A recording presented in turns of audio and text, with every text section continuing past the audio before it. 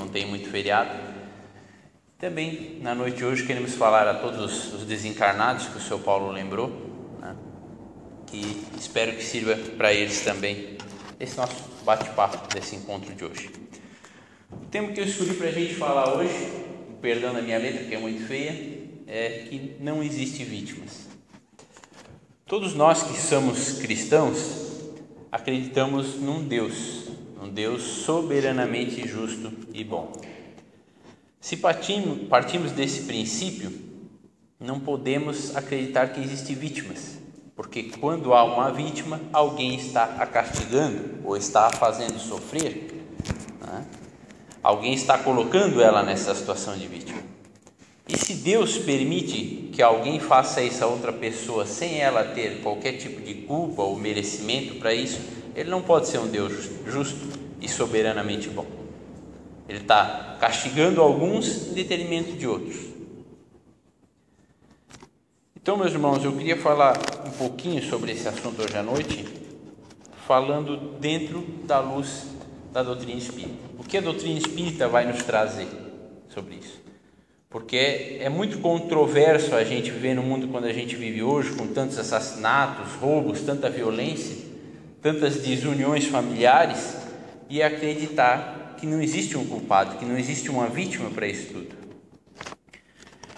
Em primeiro lugar, vamos começar falando da nossa família, que é onde começa tudo, que é onde a gente aprende a viver, vamos dizer assim. A gente com certeza está na família certa, com os pais certos, com os irmãos certos que nós precisamos para evoluir. Muitas vezes esses pais, ou esses irmãos, ou esses filhos são dissidentes do passado nosso, pode ser inimigos do passado, pode ser pessoas que nós tivemos uma relação conflituosa, com dificuldade, e que viemos nessa encarnação porque precisamos acertar. Jesus já disse no Evangelho: pagai o que você deve até o último ceitil, porque se você não pagar, você vai ter que caminhar com o seu credor por muito tempo. Então isso cai bem dentro do que o Sr. Paulo falou. Vamos procurar nem ofender, que daí a gente não vai ter o que ressarcir com essa pessoa. Dentro da nossa sociedade, no nosso emprego, nós também estamos na profissão certa. A gente pode perceber que quando a gente chega em uma determinada idade da vida, lá pela adolescência, lá pelos 20 anos ou 20 e poucos, uns mais cedo, outros um pouco mais tarde, a gente começa mesmo sem querer a ser direcionado para uma determinada profissão. Eu, no meu caso, sou vendedor, não queria ser vendedor de jeito nenhum. Lutei muito contra isso. Desde meus 15 anos, todos os empregos que apareciam para mim eram de vendedor. E eu não queria ser vendedor. Mas hoje, através da doutrina espírita, eu me consigo dizer que sou vendedor até hoje, provavelmente vou continuar assim pro resto da minha encarnação, porque eu sou muito orgulhoso. E o vendedor, bem ou mal, todo dia ele está pedindo, ele está tendo que se humilhar para alguém, para poder vender o produto dele. E vivo isso realmente no meu dia a dia muitas vezes, porque tem aqueles clientes que são bem legais, mas tem uns que não são tão legais assim. Então todos nós vivemos dentro da sociedade e do nosso entorno, dos familiares, naquilo que a gente precisa para evoluir. Muitas vezes a gente não aceita o pai da gente porque ele tem um vício, um defeito, um problema, mas nós também temos vícios, nós também temos problemas e dificuldades. Só que a gente costuma sempre apontar o defeito dos outros, os nossos a gente vai deixando de lado. E essas dificuldades de relacionamento, elas já estão postas na nossa vida. As dificuldades que eu tenho dentro da minha casa, dentro da minha família, dentro do meu emprego, elas já estão aí. Se eu começar a reclamar disso tudo e começar a enfrentar isso de uma maneira negativa, não vai mudar em nada. Bem pelo contrário, vai piorar. Então, meus irmãos, se o problema já está posto, já está colocado, cabe nós a exercer o nosso livre-arbítrio. Porque se viemos com a programação espiritual, se nascemos na família certa, se estamos no emprego certo, alguma coisa não está certa, porque a gente normalmente não está feliz. E talvez a maneira da gente encarar todas essas dificuldades é que não estão certas. Antes de continuar, eu queria só fazer um adendo rapidamente, porque eu tenho ouvido às vezes muitas críticas ao Espiritismo, de que a gente coloca toda a culpa nas dificuldades que a gente enfrenta nessa vida em vidas passadas, e isso não é verdade. Quem estuda a doutrina e procura ler e saber o que realmente a doutrina prega, não é verdade que a doutrina espírita diz que tudo a causa do nosso problema está na vida passada. Porque se fosse assim, essa encarnação estava perdida, porque nós já vimos prontos, o livre-arbítrio nós não ia poder exercer. Nós temos várias literaturas espíritas que falam sobre esse problema do karma, chamado karma. Nós podemos dar outros nomes, mas vamos simplificar, que é o nome mais conhecido. E a gente sabe que tem realmente essa programação espiritual, que a gente tem esse karma de vidas passadas. Mas dentro da doutrina espírita, nós sabemos que um grande ícone brasileiro, que foi Chico Xavier, ele recebeu uma moratória da espiritualidade. Ele viveu, não se sabe se precisar, alguns autores dizem 10, outros 20 ou 5, mas ele viveu mais tempo aqui na Terra do que era a programação dele. E por que ele viveu?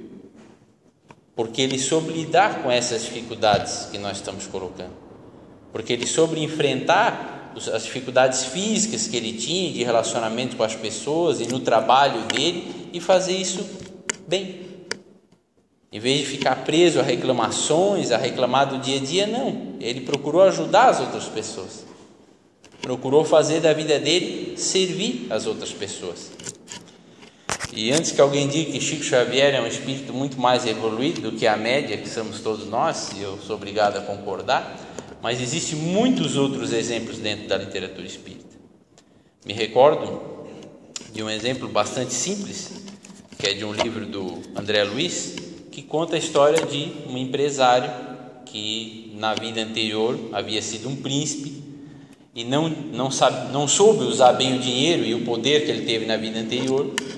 Estagiou muitos anos no umbral depois do desencarne dele, e nessa programação da vida atual ele mesmo pediu para que nascesse muito pobre, mas que durante a vida ele recebesse a oportunidade, ele usando bem o livre-arbítrio dele, de prosperar, de voltar a ter dinheiro, mas que em determinado momento da vida dele ele gostaria de perder todo esse dinheiro novamente nessa encarnação.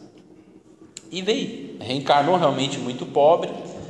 Como ele havia mais ou menos programado, conseguiu progredir na vida financeiramente, através também de muito trabalho, de esforço e mérito dele. E quando ele começou com uma loja de tecidos, e o negócio dele prosperou tanto que ele criou uma fábrica de tecidos. E ele empregava muitas pessoas, mais de 1000 funcionários o negócio dele tinha. E quando chegou o momento da vida dele próximo a ele perder o dinheiro novamente, os negócios deles ia derrocada, a falir, um corretor de imóveis se aproximou dele, ofereceu uma proposta muito rentável, e seria esse negócio, se ele aceitasse, que ele iria perder toda a fortuna. E quando esse momento se aproximou, os benfeitores espirituais de todas aquelas pessoas que ele empregava e de tantas pessoas que ele havia ajudado durante a vida dele, que ele tinha ganho muito dinheiro, mas estava sabendo dividir e usar bem aquele dinheiro, foram à colônia onde ele havia programado a reencarnação dele, pedir que houvesse uma moratória, que ele não perdesse esse dinheiro. Não mais em virtude dele, porque ele já estava mais evoluído, já estava preparado mais para isso, mas em virtude de todos aqueles que ele estava ajudando e já havia ajudado, que se ele perdesse esse dinheiro também seriam prejudicados. E assim foi feito. E o chefe dessa colônia levou esse pedido a uma instância superior, que isso também não é uma coisa tão simples de acontecer, e não vai acontecer todo dia, toda hora, sem méritos, e a espiritualidade maior concedeu para ele essa moratória e ele não perdeu a fortuna dele. Então eu só citei esses dois exemplos, existe uma série para a gente citar, para que a gente visualize que o livre-arbítrio é fundamental na nossa vida. Que esses problemas colocados, postos, que todos nós aqui enfrentamos no dia a dia, cabe a gente decidir o que fazer com eles. E eu acho que a grande maioria de nós não tem feito bem. a gente tem colocado muito mais a culpa nos outros dos nossos problemas de relacionamento, no emprego, em casa, do que na gente mesmo. Cada um tem suas dificuldades, mas a gente costuma dizer: o vizinho dali de baixo ou dali da frente é um bebum, tem problema com álcool. Esse cara não vê que ele está se matando, né? Está destruindo a vida dele, a família dele. Mas a gente esquece que esse vizinho pode olhar para a gente, para a nossa casa, e dizer: poxa, mas aquele cara lá é um sedentário, ele não pratica exercício nenhum. Ele não está vendo que ele está se matando? Porque a gente sabe hoje, através da medicina atual, que o sedentarismo é uma grande causa de mal de saúde. Muitos a gente vai poder pensar e dizer: nossa, mas o alcoolismo é um problema muito mais grave que o sedentarismo. Sem dúvida. Mas nós não estamos aqui para julgar o tamanho da dificuldade de cada um. Nós estamos aqui para nos unirmos e caminharmos juntos para a evolução. Então, se a gente começar a perceber, todos nós vamos ter dificuldades em alguma área. E todos nós, praticamente, pelo menos eu não conheço ninguém que não tem uma coisinha chamada orgulho, que sem dúvida nenhuma é o maior mal da humanidade hoje.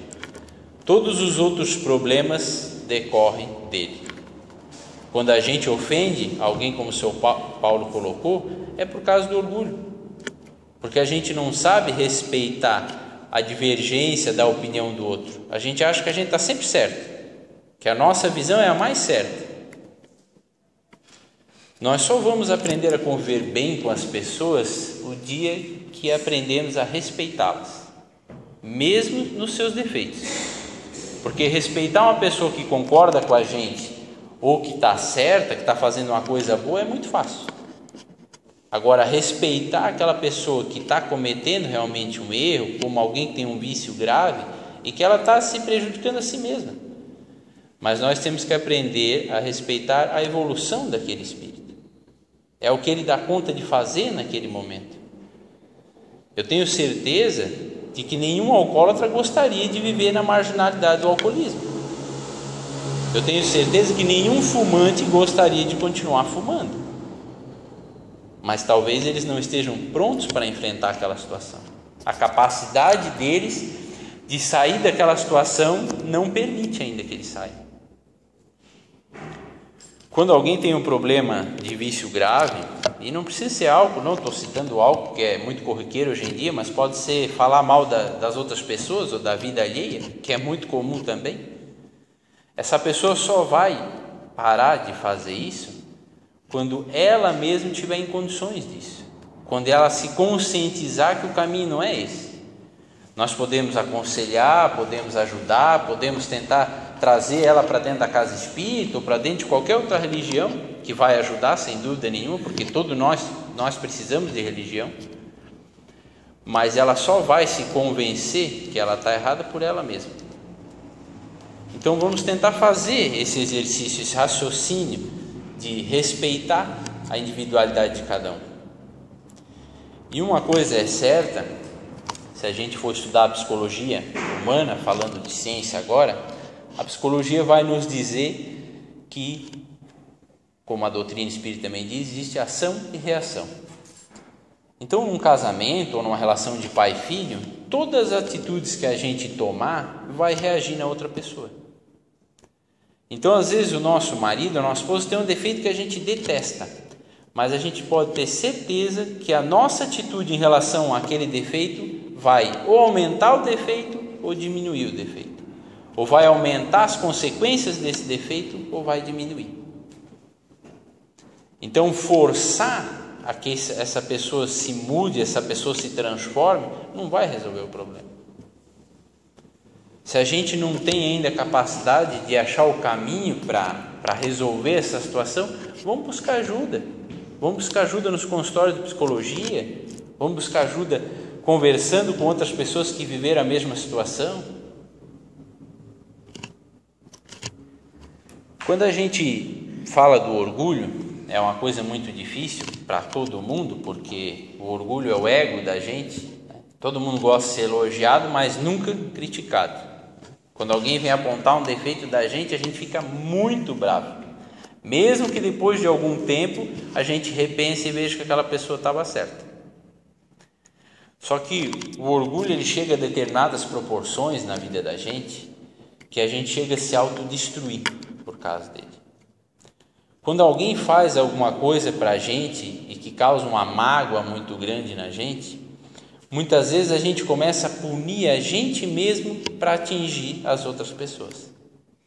E isso é muito comum. Às vezes a gente pensa, não é uma situação grave, uma coisa que chame a atenção, salte aos olhos, mas com coisas simples do dia a dia. A gente começa, às vezes, a deixar de fazer determinadas coisas para aquela pessoa, para punir ela pelo que ela fez para a gente. E esse não é o caminho. Isso só vai gerar mais desavença e vai gerar mais problema para a gente mesmo. Eu costumo sempre dizer para as pessoas que convivem comigo aqui no Centro Espírita, no meu relacionamento particular e até nas oportunidades que eu tenho de vir aqui, que a gente busca resolver os problemas muito grandes e a gente tem que buscar resolver os problemas pequenos, que são nos detalhes é que a vida da gente vai se transformar. Nos pequenos atritos do dia a dia, nos pequenos sentimentos ruins que a gente dia a dia, que a gente vai modificar as coisas. Não esqueçamos que às vezes as pessoas, como tomam conhecimento espírita em um certo grau, eles dizem: poxa, mas eu estou com uma raiva tão grande hoje, estou com ódio tão grande de determinada pessoa, de determinada situação, eu só posso estar obsediado. E eu garanto para vocês que realmente, se você está com um sentimento muito ruim de ódio, de rancor, você vai estar obsediado, porque você vai atrair espíritos do mesmo sentimento e da vibração que você tem. Mas eu também posso dizer que não é necessariamente esse espírito que está fazendo você ter ódio. Ele só se afinizou ao teu ódio. O ódio é teu, não é dele. Isso é mais uma maneira de passar a culpa para os outros. A gente não está passando a culpa mais para um terceiro visível. A gente está usando o conhecimento da doutrina espírita para passar a culpa novamente para outra pessoa. A culpa não é nossa. Aquele ódio é do meu obsessor, não é meu. E a gente sabe que isso é um erro. Até porque se Deus permitisse que o obsessor manipulasse a gente dessa maneira, sem a gente permitir, seria uma afronta às leis divinas. Ele apenas potencializa os nossos defeitos, mas certeza que os defeitos são nossos. O ódio é nosso, o rancor é nosso, assim como outros vícios que a gente tem. E quanto mais a gente ficar preso nesses sentimentos, pior vai ficando a situação, mais ódio a gente vai sentindo, a gente vai começar a ficar mais negativo, porque todos nós é como se fôssemos uma lâmpada no escuro. Quando temos um ódio grande, um sentimento de rancor grande, os espíritos podem estar passando lá longe da nossa casa, que eles vão identificar aquele ponto de luz daquele sentimento ruim. Assim também, quando estamos vibrando no bem, vibrando no amor, também emitimos uma luz muito mais forte. Se gostamos de ler boas literaturas, não só espírita, mas bons livros que trazem instrução, nós vamos criar o hábito dessa leitura. Com certeza, os nossos companheiros serão bons espíritos que gostam de ler. Porque obsessores, com certeza, não gostam de ler livros do Chico Xavier. Obsessores, com certeza, não gostam de ler o Evangelho. Então, meus irmãos, as atitudes não são tão difíceis assim. O Evangelho segundo o Espiritismo vai trazer uma passagem que vai nos dizer que a Kardec pergunta qual é o grau de ajuda que teríamos para combater os nossos defeitos. E ele diz que muitas vezes não o combatemos porque não queremos, porque os Espíritos estão ao nosso lado para nos ajudar. Ninguém aqui está sozinho. Cada um tem no mínimo seu anjo da guarda, fora os espíritos amigos, familiares que já desencarnaram, pessoas que acompanham às vezes a nossa encarnação inteira estão ao nosso lado. O nosso grupo de estudo aqui da casa, o ESD, que estou terminando até esse ano, é um grupo muito bacana, de pessoas que se afinizam muito bem, e a gente sempre comenta que em determinado período do nosso curso, quando a gente começou a se afinizar mais com a casa, cada um começou a buscar uma atividade aqui dentro da casa, por mais simples que fosse, que tem o mesmo valor do que outros mais importantes, que parece que as coisas pioraram mais ainda. Parece que a gente teve mais problemas em casa, mais dificuldade de relacionamento, e aqueles que não foram atacados diretamente foram prejudicados através dos seus familiares, que talvez tivessem um campo energético mais fácil de se aproximar. E isso é verdade. Isso realmente acontece. Só que nós não podemos esquecer que quanto mais praticarmos o bem, talvez até mais inimigos do progresso nós vamos arrumar. Mas com certeza a nossa ajuda espiritual também vai ser muito maior. E basta a gente parar um pouquinho durante cada dia e sintonizar com o bem, sintonizar com Deus, sintonizar com o amor, porque nós podemos chamar Deus de qualquer palavra, nós podemos orar para Nossa Senhora, para Maria, para Jesus, não importa. Se pararmos 5 minutos e ficarmos em silêncio, olhando o céu, já vai ser o suficiente para sintonizar com Deus. Porque Deus não é um velhinho de barba que está lá no céu com um cajado na mão. Deus está aqui, em todos nós Ele está.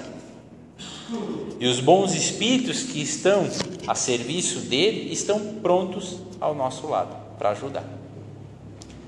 Quem já teve a oportunidade de fazer as consultas que tem às terças-feiras aqui antes da palestra, muitos já tiveram a oportunidade de receber uma psicografia, que é um trabalho até novo na casa, meio recente, não faz muito tempo que tem. E eu tenho certeza que a grande maioria aqui recebeu uma psicografia que no fim dizia que era para confiar. E por que dizia que era para confiar? Porque eles sabem que os trabalhadores dessa casa, que é muito maior, muitas vezes maior no plano espiritual do que aqui fisicamente, estão ao nosso lado. Quando a gente precisa deles no momento de dificuldade, vamos pensar no centro espírita, vamos mentalizar a casa, que com certeza eles estarão ao nosso lado.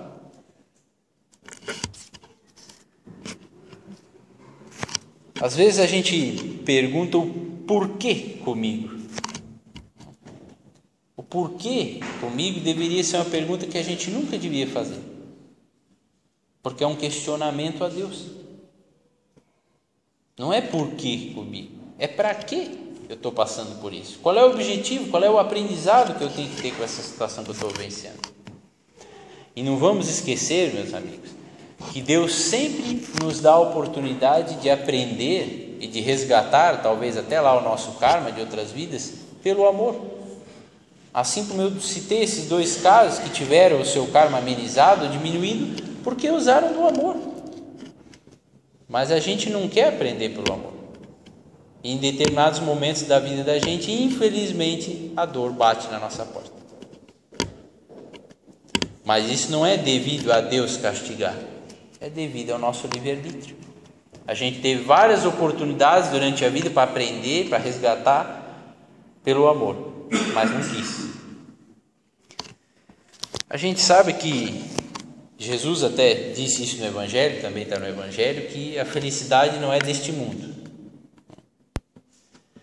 Mas eu faço uma proposta a todos nós, com humildade, não querendo passar nada diferente para ninguém, mas a felicidade é um ponto de vista neste mundo. A gente não vai ter a felicidade plena, mas a gente pode ser feliz sim. E tanto que a felicidade é um ponto de vista, que se a gente observar ao nosso redor, dentro da nossa casa, os nossos amigos, familiares, a gente vai perceber que 2 pessoas enfrentam a mesma situação e reagem de uma maneira totalmente diferente.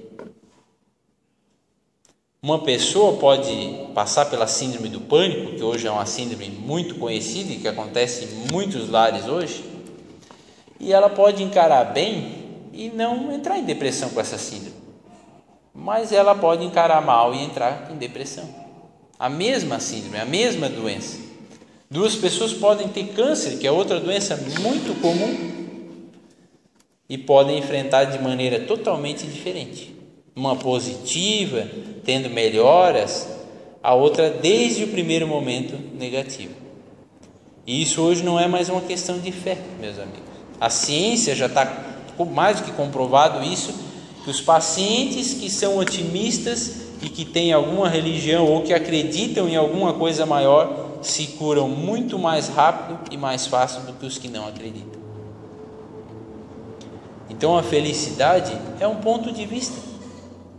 Vamos começar a olhar os nossos problemas, as nossas dificuldades que vão aparecer no dia a dia, mas de uma maneira melhor. Vamos tentar olhar isso sempre pelo melhor ângulo, por mais difícil que seja.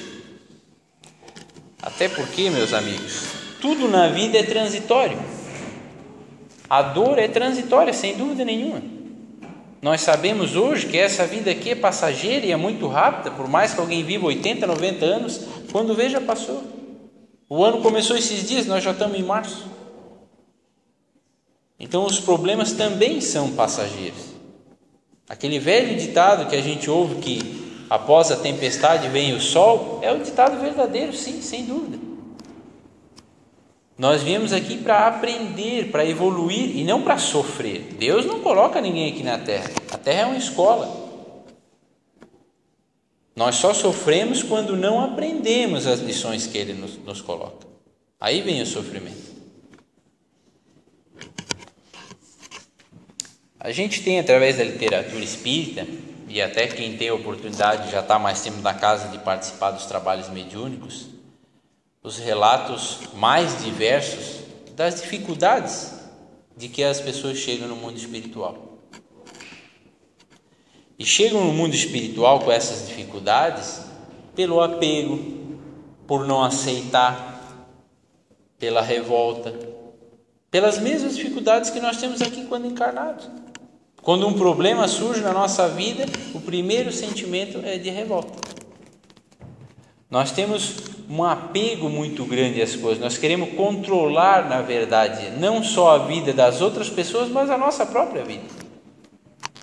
E Deus mostra-nos todo dia que nós não temos o controle de nada. Ele está no controle de tudo.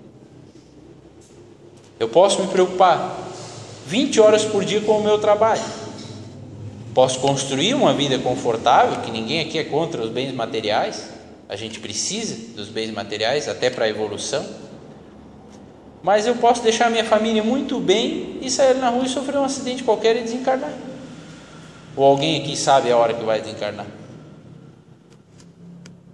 Então vamos começar a analisar um pouquinho isso. O apego que a gente tem, não só aos bens materiais, mas esse controle que a gente quer ter da nossa vida, da vida das outras pessoas, até do tempo a gente quer controlar. Reclama quando chove, reclama quando dá sol. Nós não estamos no controle de nada. E eu não estou aqui pregando isso, e a doutrina não fala isso, que é para aceitarmos tudo quieto em casa. Não é isso. Resignação não é ficar parado. Resignação é aceitar a situação e colocar o carro na primeira e ir em frente. Como eu disse antes, na vida de cada um aqui, as dificuldades já estão postas. Não há mais como fugir de cada um dos seus problemas. Eles já estão aí. Na Malre, quem teve a oportunidade de vir na semana passada, fez uma palestra muito interessante. E ela disse que a depressão é quando um ciclo da vida da gente se fecha e a gente não quer começar um ciclo novo. A gente fica preso naquela situação.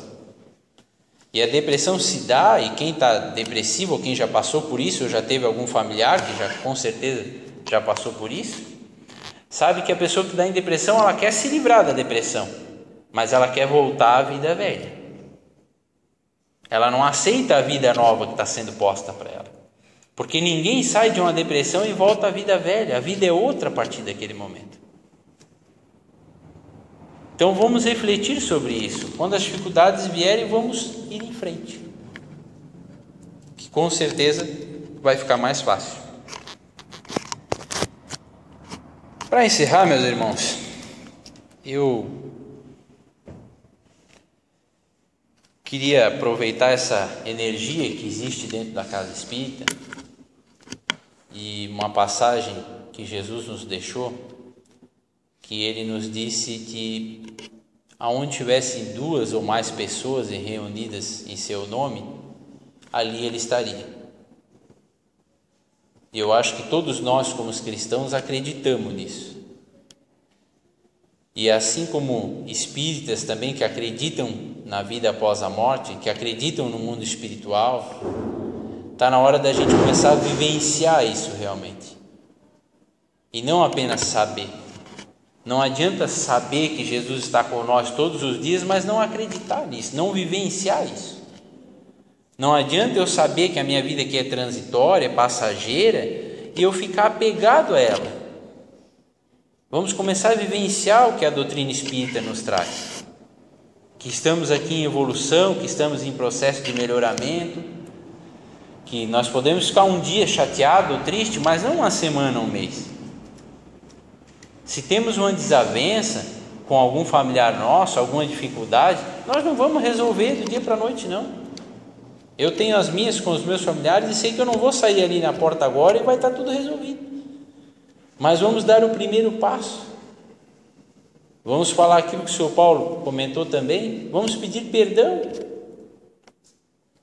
Vamos começar aos poucos a ver o que dentro das nossas atitudes nós podemos melhorar para que aquela pessoa também se sinta mais à vontade com a gente.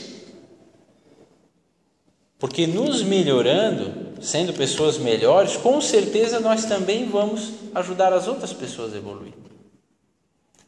As palavras têm muita força, mas é o exemplo que modifica. Nós só vamos modificar comportamentos dentro da nossa família, do nosso emprego e da nossa meio social com nossos exemplos. E como eu disse antes, não são grandes exemplos. São coisas pequenas que as pessoas vão começar a observar.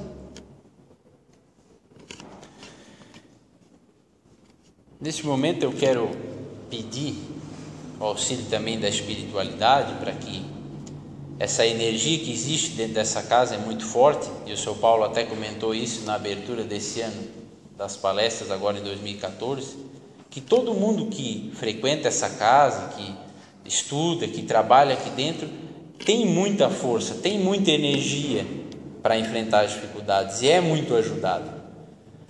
Então vamos aproveitar isso, meus irmãos, para que saiamos hoje, não perfeitos, mas que vamos para casa hoje e vamos pensar no primeiro problema que vier à nossa cabeça, no primeiro defeito que nós sabemos que temos. E vamos começar a corrigir aquele. Eu tenho certeza que cada um aqui de nós, se fizermos uma lista de qualidades e defeitos, a lista de qualidades vai se encher bem mais rápido. Porque é difícil mesmo a gente conseguir enxergar onde a gente erra. E se a gente tiver essa dificuldade, vamos ter a humildade de pedir para o nosso companheiro, para os nossos filhos, dizer, onde é que você acha que eu posso melhorar em alguma coisa?